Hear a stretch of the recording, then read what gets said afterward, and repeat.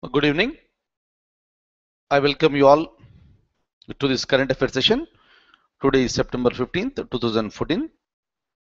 And kindly for this week, please get adjusted. We may be starting at 9:30 only for this week, Monday to Friday. And after that, so we'll be coming back to our original time, that is 9 o'clock. Now, so let me start the topics directly here. So let me open the document for you. We'll see. So what are the points here? See here tomorrow. So let me give some information to you. Tomorrow, I'll give you the introduction regarding the international institutions, which will play a very crucial role as far as any country is concerned. And we'll see. So what are the international organizations which are very important? Of course, over a period of time, we'll be looking into that. But tomorrow, I'll start up with one of the very important international institutions. So let's have the exposure even towards that. Now, so I'll open the document straight away. We'll have a discussion. Now, look at this. So another major issue that is there again.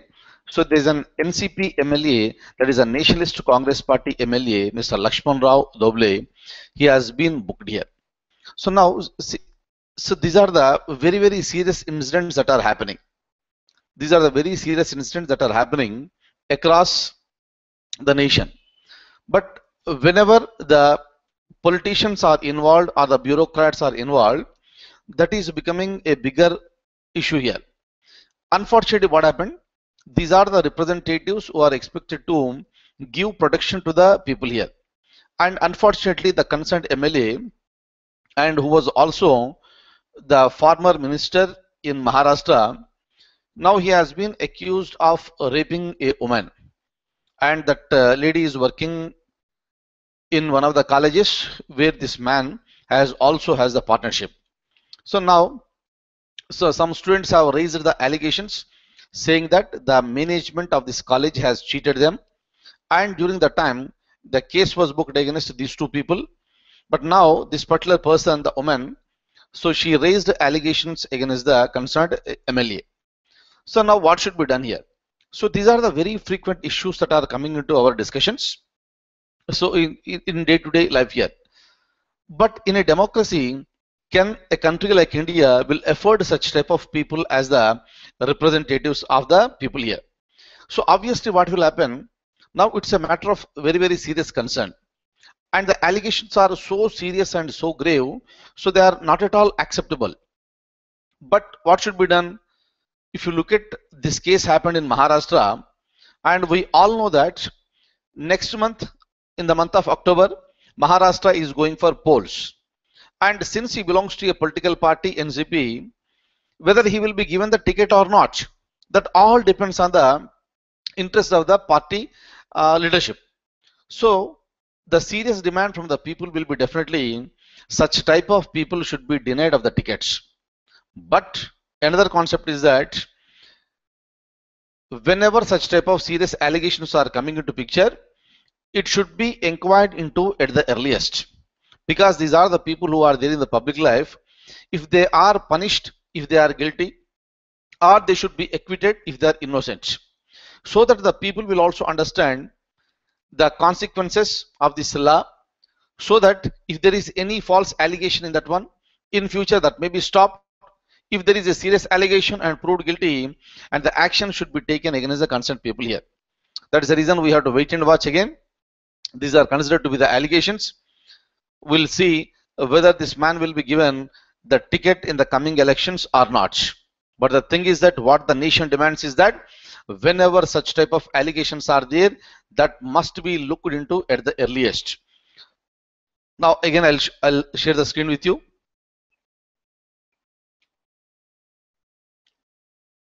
Have a look at this. This MLA belongs to Nationalist Congress Party, and you must be knowing this. The leader for Nationalist Congress Party is Sharad Pawar, very prominent person from this Maharashtra. Look at the next point. This NCP MLA is an MLA from Solapur, and he is Mr. Lakshman Rao Doble, and he booked under 3 different sections: IPC 376, 323 and 506. And he was also the former Minister for Water Supplies. And unfortunately, these people have held so many important positions. If they exploit their positions while occupying some important positions, they are considered to be really a serious allegation that should be looked into at the earliest. Look at this. A 42-year-old woman who works in a college accused him of raping her repeatedly. Look at this note. Kindly think of this. In October 2014, Maharashtra state is going for assembly elections. Should this man be denied of ticket? Kindly think. What do you think about this? Whether this man has to be denied of the ticket or not. Generally, what happens whenever such type of news will come into picture, the people will get lots of angry, and we always say that such type of people must be denied of the tickets. First of all, he should be asked to clear his charges. Very, very important. Until and unless the charges are not cleared, let these people should not be permitted to contest in the elections. Right, that is number one. And if you remember this, I was referring to this point in the previous classes also. In the month of January 2014, Supreme Court made it very, very clear. Supreme Court made it very clear. I'm sorry, it's not in the month of January, it is in the month of March. The Supreme Court made it very, very clear. If there are any serious allegations that are there against any people's representatives, that should be cleared by the lower courts within a period of 1 year from the date of framing the charges. So this is one mechanism where such type of cases will be disposed, right? If the person is proved guilty, come on, disqualify him and let him not contest in the elections, and let all the parties deny tickets to this type of people. Even after completion of the sentence, even after the completion of the punishment, they should be denied of the tickets. So it should become a lesson to the remaining members who are there in the politics. And kindly think about such allegations. Very frequently they are coming up. Now again, I'm going to the next topic here. Let me open the document for you. Now look at this. Now, it seems that the Prime Minister Narendra Modi has warned a minister. What exactly is this warning here? Now see here, it's a general phenomenon. The Prime Minister is the person who decides who should be his ministers, because the entire government runs according to the wishes of the Prime Minister. In order to have the smooth functioning of the administration, the Constitution has given a free hand to the Prime Minister of India to pick up his own colleagues. This is what is happening in India since the beginning. But most of the times, it's a general concept here. Every time, some of the ministers, they will arrange certain benefits for the people who are there in the journalism, that is the media people here, meaning calling them for the dinner and giving them small gifts or larger gifts. That's a very, very common concept. But Narendra Modi, sorry, the Prime Minister of India, in his cabinet, one of the cabinet ministers, he has given some freebies to the media people here. Of course, though it is a common, Narendra Modi took it very, very seriously, and he warned the concerned minister not to do that again. So that what happens, you get attracted towards, right? So you get the attraction of the media through the work that is done by you, not by giving the freebies. Obviously, if something is given to the journalist maybe, we are not very sure, they may be writing something positive against the concerned minister. That is the reason why you do the work and grab the attraction of the media, then automatically media will be writing good about you. This is the opinion expressed by Narendra Modi, and he warned the minister. The name is not clear who was the minister, but this decision was taken by Prime Minister. He warned the minister not to give such type of freebies to any people here. When he tried to give some explanation during the cabinet meeting, Prime Minister did not listen to him. Prime Minister said, nothing doing, from in future you are not supposed to do all these things. Now, what do you think about this? Is it a good thing or a bad thing?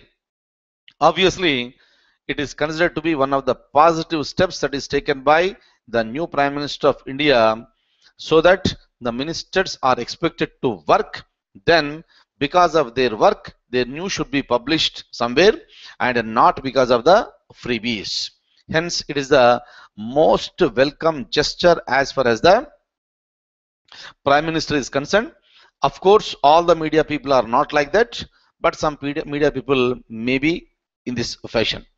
Next, I'm coming to the next topic here.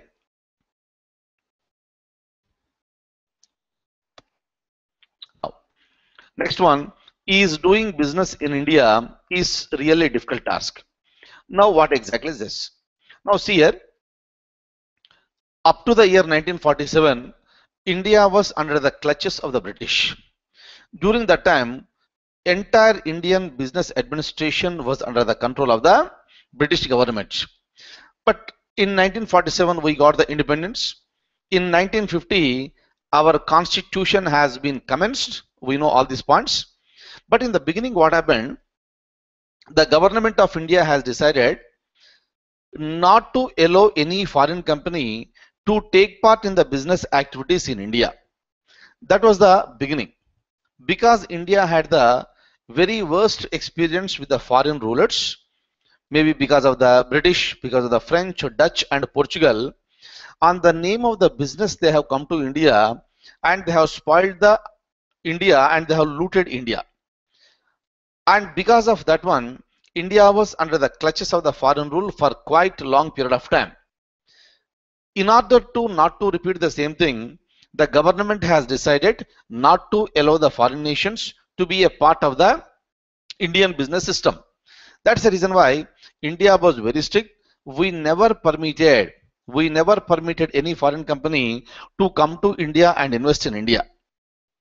But in the year 1991, certain developments have been taken place. Indian economic system was under severe clutches.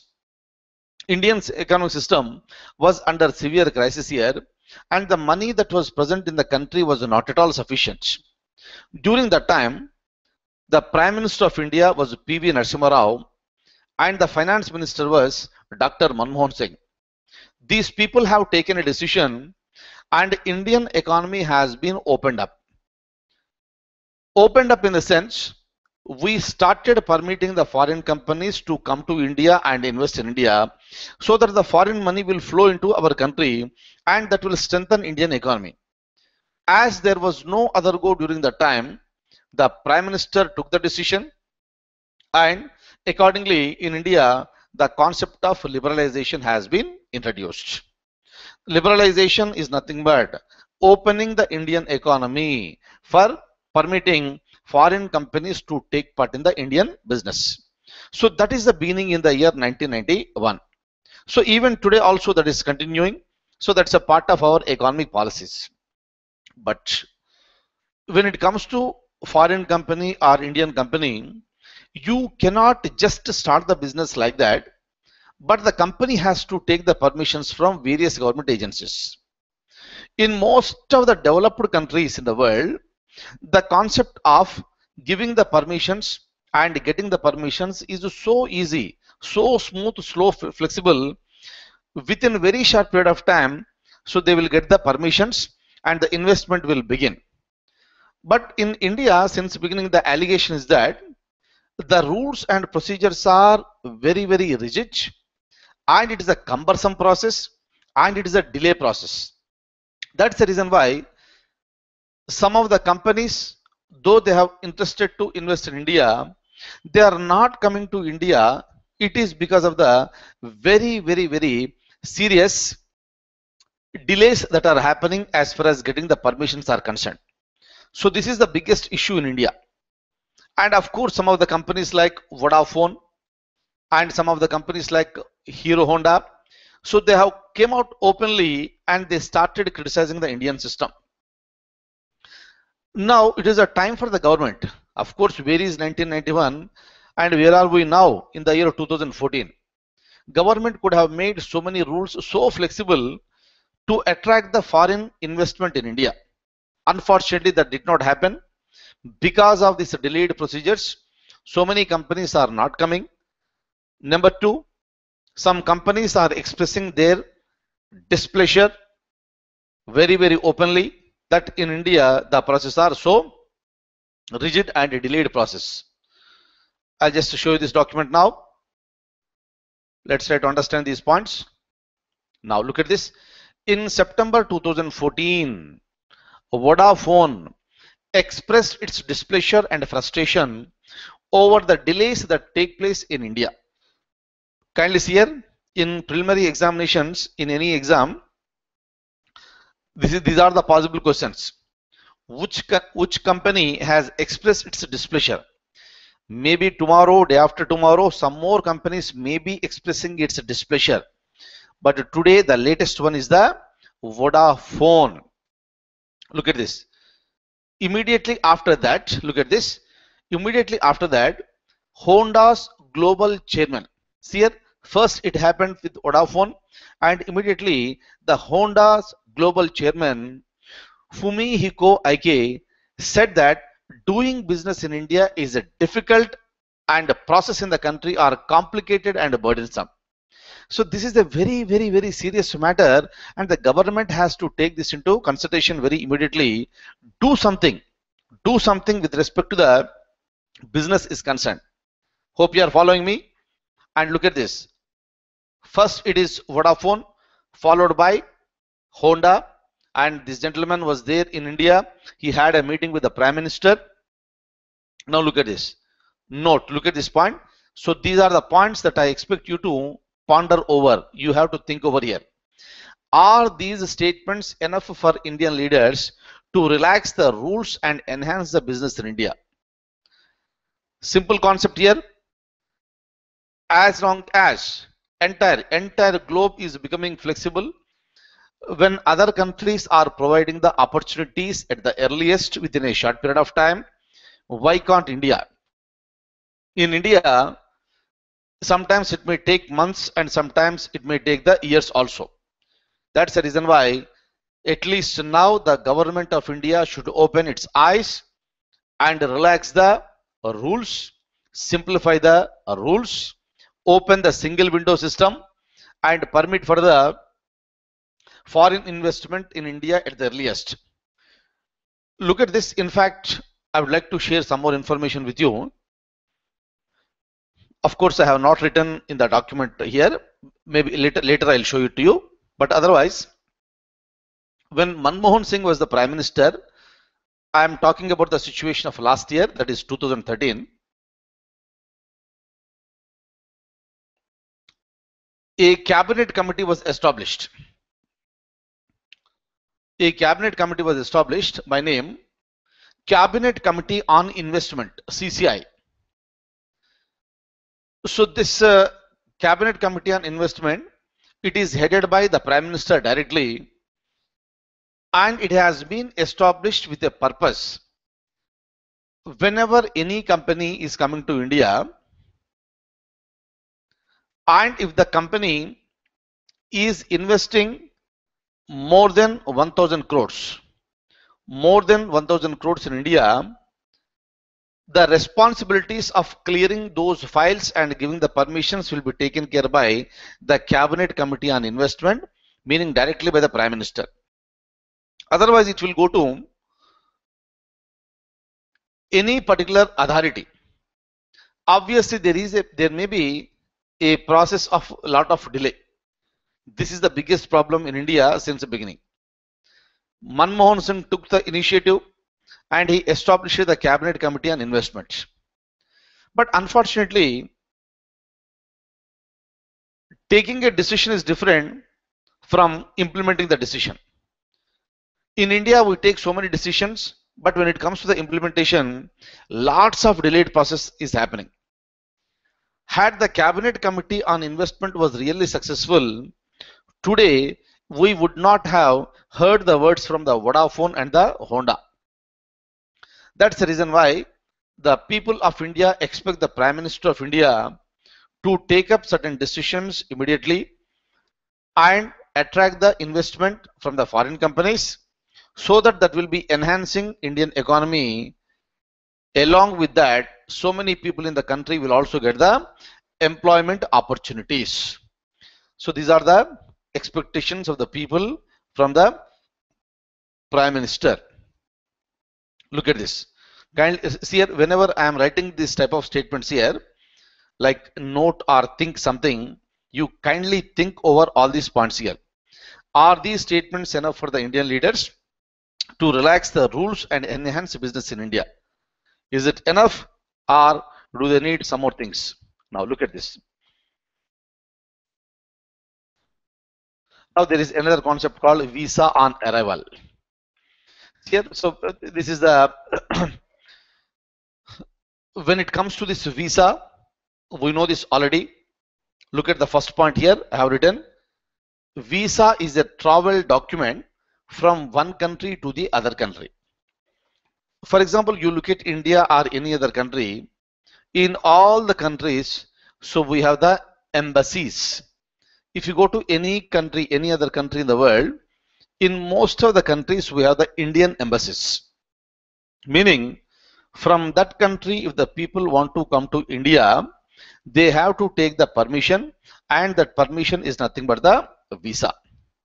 In the similar manner, from India, if anybody wants to go to this America, they will go to this American embassy, take the permission, and accordingly then they will go there.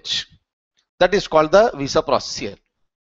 But when it comes to such type of process, again, it may be a cumbersome process, it may be time-taking process. That's the reason in the year 2010, India has initiated a process called visa on arrival. Of course, it is very much present in most of the countries. But when it comes to visa on arrival, India has permitted the people of few countries that they can directly come to India, and after arriving in India, they can take up the visa. Meaning permissions are granted after coming to India. Of course, limited time permissions, and they will be allowed to stay in India for a period of time. So this is number one. But slowly we are adding so many countries to our list. I'll show you the list now. And the latest country that has been added is the South Korea. But otherwise, kindly remember, in which year visa on arrival has been introduced in India? Answer is the 2010. And as of today, the latest country is the South Korea. I'll just show you the document. Now look at this. It was introduced in India in the year 2010. Since then, it became easy for the visitors to get the visa. Obviously, this is one mechanism. This is one mechanism how you can attract the foreign tourist. If the process are very, very difficult, so obviously the people don't show interest to visit India. That's the reason why most of the countries are doing. India is also doing. Look at this. Very recently, visa on arrival has been extended to South Korea also. Previously, it was not included in the list. Kindly remember, whenever we talk about visa on arrival, this is permitted only from those countries where India has permitted. Everybody and anybody cannot enter here. For example, if you look at the China, or if you look at the Pakistan or Afghanistan, these people are not permitted on the visa on arrival. Look at this. In June 2014, the Home Ministry denied the proposal of the External Affairs Ministry of visa-free entry and visa on arrival proposals for the Bangladeshis. Look at this. If you look at our External Affairs Minister, that is Sushma Swaraj. Sushma Swaraj has sent a proposal to the Home Minister requesting that please allow for the visa-free entry for the Bangladesh and visa on arrival proposal for the Bangladeshis. See here, one of the problems here is that Bangladesh is also one country in the Indian subcontinent where there is a problem of the terrorism. Obviously, from Bangladesh here, in India we have so many illegal immigrants. Obviously, So whenever such type of illegal immigrants settle into India, the security of the nation is also threatened. That's the reason why Home Minister denied the proposal that is given by the External Affairs Ministry. That's the reason why again the concept of visa on arrival is very much there in the news. Look at this note. I have written something. The fear is that the Bangladesh is the primary source of illegal immigration. So this is the problem here. Now look at this. The countries permitted visa on arrival are Finland, Japan, Luxembourg, New Zealand, Singapore, Cambodia, Indonesia, Vietnam, Laos, Philippines, Myanmar and South Korea. Look at this. So we have not included Bangladesh, Pakistan or China. So this is the issue here. That's the reason why this particular topic is there very much in the news. Now look at this. Another topic let me talk to you today. So that is a Trinamool Congress alleged funding of the Jamaat-e Islam. See, when it comes to this Jamaat-e Islami, so this is considered to be a terrorist outfit. So this is a terrorist outfit that is present in Bangladesh. Of course, it has roots in so many other countries, but today it is very much there in the news. It is because of the Sharda scam that happened in West Bengal. I already discussed a few points with you with respect to the Sharda scam. So many crores of rupees has been diverted, and the recent allegation is that so many Trinamool Congress leaders are involved in this, and the money has been given to Jamaat-e Islami terrorist group here. So obviously what happens whenever the people from India support the terrorist organization outside, the terrorism threat will increase for India, and unfortunately the people who are involved in this are the people who are there in the public life. These are the politicians who are involved. In the previous class we have seen this DGP of former DGP of West Bengal was also arrested. So many people are involved, and we don't know how many names will also be coming into the picture in future. So that is one. Now, so let me show you this document. And recently, so one of the members of the parliament, of course he is a member of the Rajya Sabha. This man is considered to be very, very close associate to Mamata Banerjee, the Chief Minister of Bengal. Obviously, when that person has been alleged, definitely the eyebrows will be raised even towards the Chief Minister of West Bengal. That's the reason it is again there in the news. I'll show you the document here. Now look at this. So TMC, we know this one here.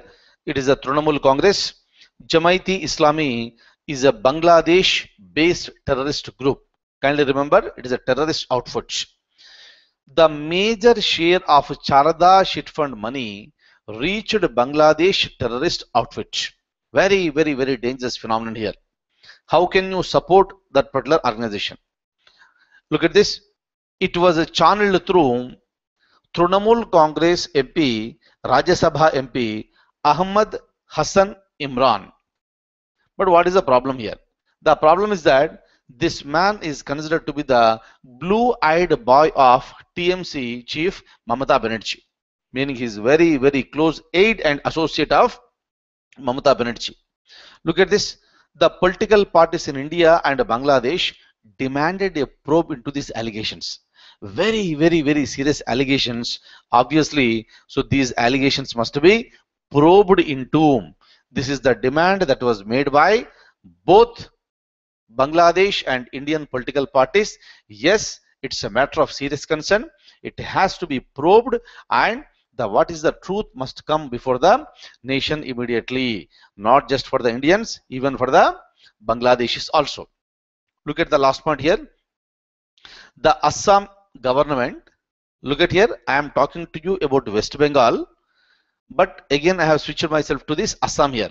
Look at how the links will be there in one case, but the people are involved from various other states. Look at this.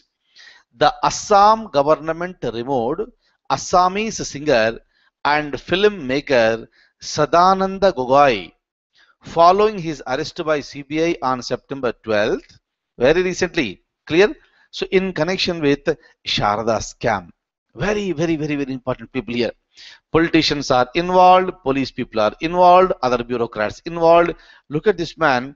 He was a singer, filmmaker. This man is also involved and he was arrested by the CBI. That's the reason why Assam government has removed him. Fine. Next. Look at this. Another important point that is there in the news here.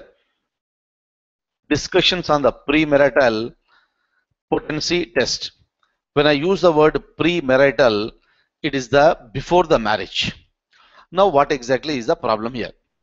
See, this potency problem will be there for both men and women, and unfortunately, if there are any problems which are there between wife and husband, as far as their physical meetings are concerned, obviously it is spoiling the lives of the people here. That is the reason why one of the judges in Madurai bench of Madras High Court, right? So he made some comments over there, and he expressed his opinion saying that potency test is a must before the marriage. That is called premarital. And of course, whenever such type of statements are given, that will lead to longer discussions and long debates will be there. Of course, in India, when some people talk about the introduction of sex education in the schools, both advantages and disadvantages are there. But the things are that we should look into, if advantages are more than the disadvantages, then it should be accepted. But of course, it's a long debatable discussion. Generally, people, they may not accept and this one-sided arguments here. But today it is very much there in the news. It is because of the statements that are given by one of the judges.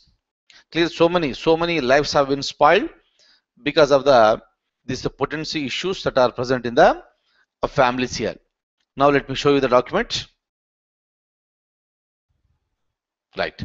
So look at this. So his name is Justice N. Kirubakaran of Madurai. Clear. So see here, this is the Madras High Court, and the bench is there in Madurai, and he gave these comments in September 2014 while he was quashing an FIR filed against a person for domestic violence. See here we have a concept of domestic violence. Now the law is very strict. Because of any reason, if the wife goes and lodges a complaint, immediately the husband will be arrested. And this is what is happening. And sometimes the allegations are that false cases are being filed against the so-called the husbands. Of course, not in every issue, but there are certain problems even this issue also. That is the reason why when he was talking about this, when this Justice Kirubakaran, when he was looking into an FIR filed against a person regarding this, so he pointed out that so this is the false allegation, hence it has been quashed, meaning cancelled. And he expressed his opinion on the necessity of potency test before the marriage. Obviously, what will happen? This will create a lot of furore across India. But look at this one concept here. In India, even today also,